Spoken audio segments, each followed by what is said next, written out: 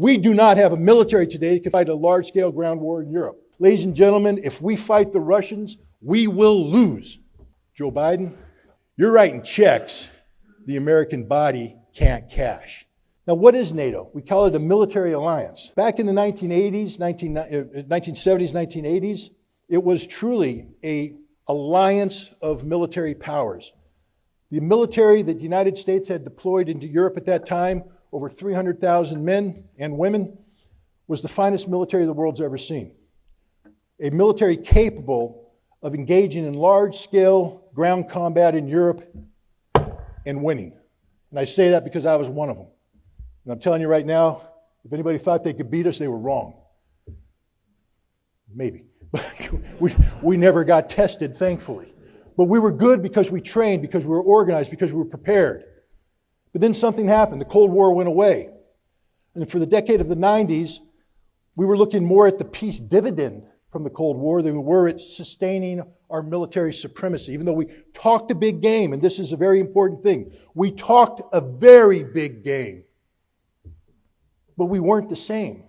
By 1998, we weren't the same military that existed in 1991. We were a far diminished military.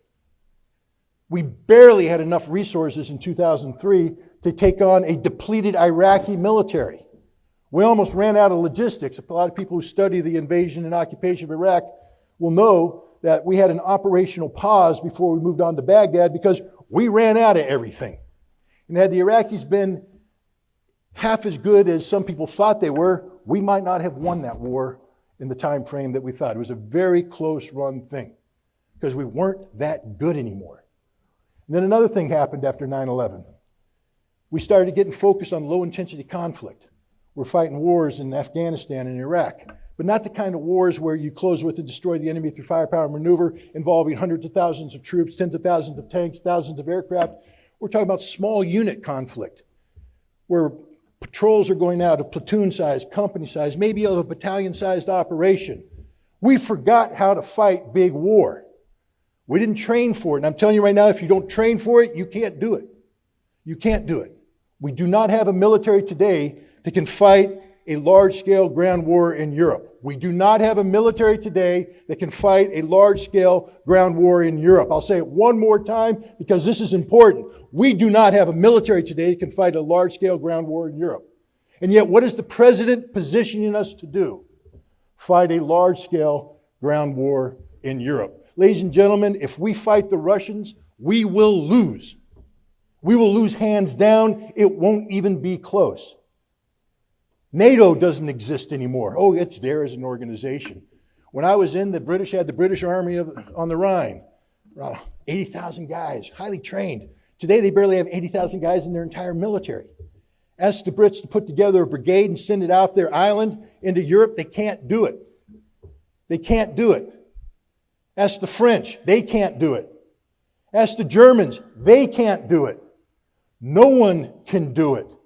This is why Joseph Borrell, who is the head of foreign policy for the European Union, is freaking out right now because he recognizes the trajectory that Europe's on, which implies the potential for combat with Russia. And he says Europe cannot beat Russia in a war. That's an absolute statement of fact. The Russians today are organized to fight large-scale ground combat in Europe. And when I say organized to fight, that means organized to win. How do we know this? Well, we see it right now, ladies and gentlemen. You can talk about the Ukrainians all you want. I'll tell you this. Not only were they one of the largest militaries in Europe, they were one of the best equipped militaries in Europe, one of the best trained militaries in Europe, one of the most competent militaries in Europe. This is the Ukrainian army I'm talking about. The Ukrainian army was capable of defeating, hands down, any army in NATO besides the United States. Maybe the Turks. But everybody else, Ukrainians would wax them. They're that good. And yet Russia is crushing them.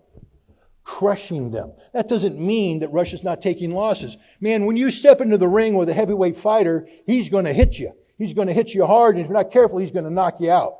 And the Ukrainians are fully capable of delivering some heavy blows, and they have. The Russians aren't perfect. They have made mistakes, and they have paid a price. But the sign of a professional organization is your ability to adapt and overcome.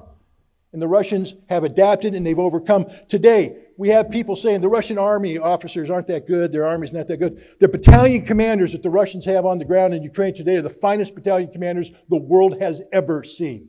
These guys are doing miracles.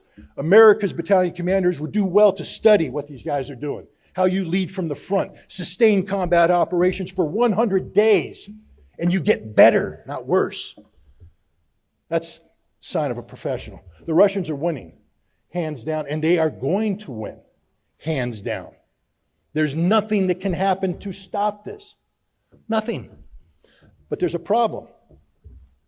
We can make the cost for Russia very high. We make it so high that it actually becomes painful.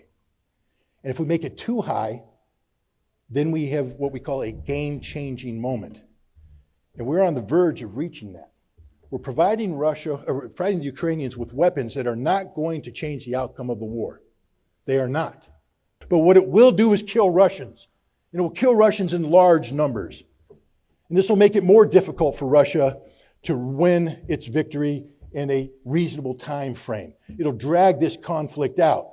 Now, Russia will win, but the price that will be paid by Russia will be very high, and the price paid by Ukraine will be even higher. If you care about the Ukrainian people, if you give a damn about humanity, then you'd want this war to be over today. Because all that's going to happen between now and the inevitable termination of this conflict is tens of thousands of Ukrainians are going to die. Ukrainian infrastructure will be destroyed. But that's not even the worst that can happen. The worst that can happen is when Russia decides that America has gone too far. You see, this is not a war that's being fought in Ukraine. It's a special military operation. And you should probably look into what that means. It means that Russia's carrying out pretty much a punitive police action to punish Ukraine for 8 years of violence inflicted on the Russian population of the Donbass. This was not a war of conquest. This was not a war of domination. Yes, they did some things in Kiev to shape the battlefield, but the primary objective is to close with and destroy 60 to 100,000 Ukrainian troops that were threatening Donbass. And the Russians are achieving that as we speak. But the price that they're paying is very high.